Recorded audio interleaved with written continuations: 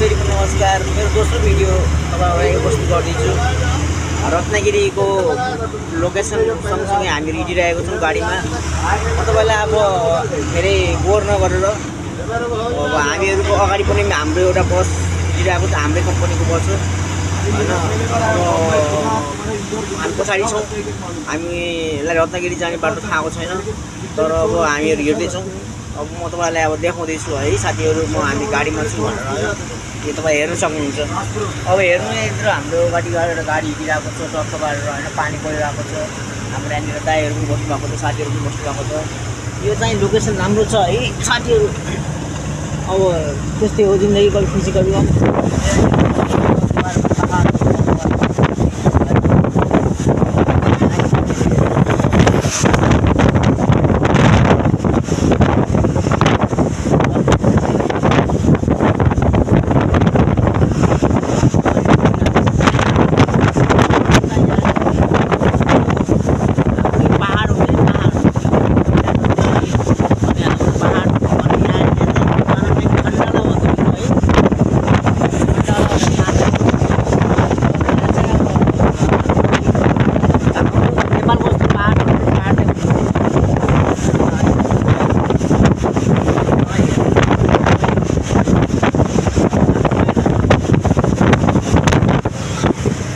आएको छ हामीले।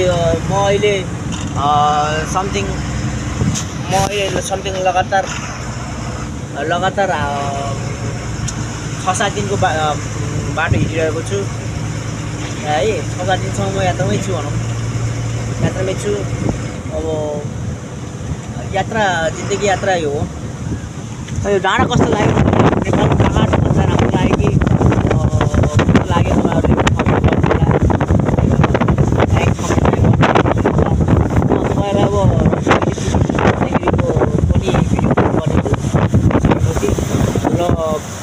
गर्नु होला है। सबै साथीहरूलाई वेलकम छ लाइभ। सबैजना